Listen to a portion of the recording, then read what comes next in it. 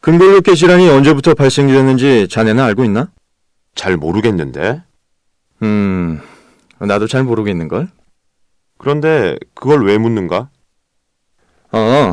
팀장님께 보고할 보고서를 작성 중이야. 보고서에서 증가 추세를 첨가시켜 큰 문제임을 알려야지. 그래서 근골격계 질환 예방을 하지 않으면 회사에서도 큰 손해임을 알리고 싶네. 그럼 근골격계 질환의 발생에 따른 비용 또한 추가시키는 것이 좋을 것 같네. 그렇지. 야, 그거 참 좋은 생각이야. 근데 근골격계 질환 발생 추이와 그에 따른 손실 비용 데이터를 어떻게 구하지? 한국의 근골격계 질환자 발생, 근골격계 질환 발생 추이에 대해 살펴보겠습니다.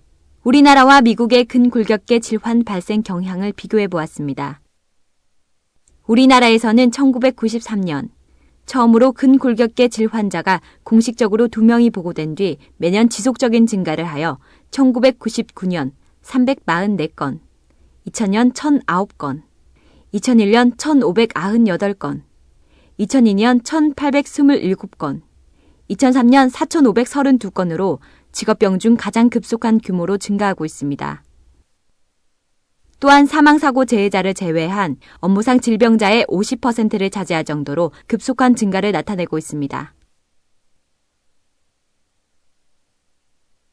미국의 근골격계 질환자 발생. 이번엔 미국의 근골격계 질환 발생 추이를 살펴보겠습니다. 미국은 이미 1980년대부터 근골격계 질환이 작업장에서 문제가 되어 왔습니다.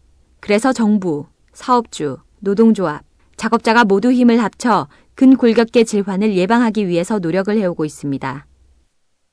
그 발생 추이를 살펴보면 1981년에 2만 3천 건, 1994년 약 14.4배 증가한 33만 2천 건으로 전체 직업병 중에서 65%를 차지할 정도로 급속히 증가했습니다.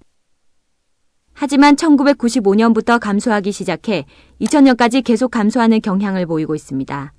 이러한 감소 경향은 정부, 사업주, 노동조합, 작업자가 모두 힘을 합쳐 근골격계 질환을 예방하기 위한 지속적인 활동의 결과라고 볼 수 있겠습니다.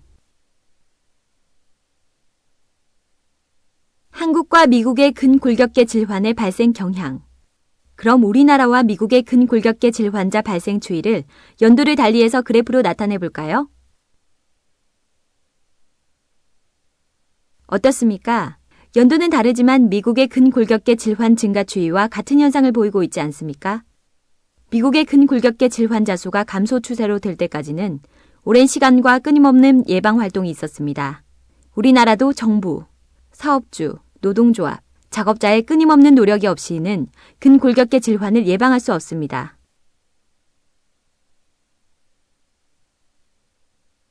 한국의 근골격계 질환에 의한 손실. 이번에는 근골격계 질환자의 발생으로 인한 경제적 손실액을 살펴보도록 하겠습니다.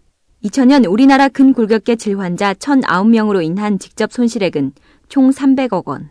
한 명당 평균 직접 손실액은 2,973만 2,408원입니다. 여기에 간접 손실액을 포함하면 그 액수는 1,500억 원 정도가 됩니다. 동의대학교 김유찬 교수의 연구보고에 따르면 우리나라 2010년 근골격계 질환 예상자 수는 16,141명으로 총 비용은 2조 4천억 원 정도로 추정하고 있습니다. 정말 어마어마하지 않습니까?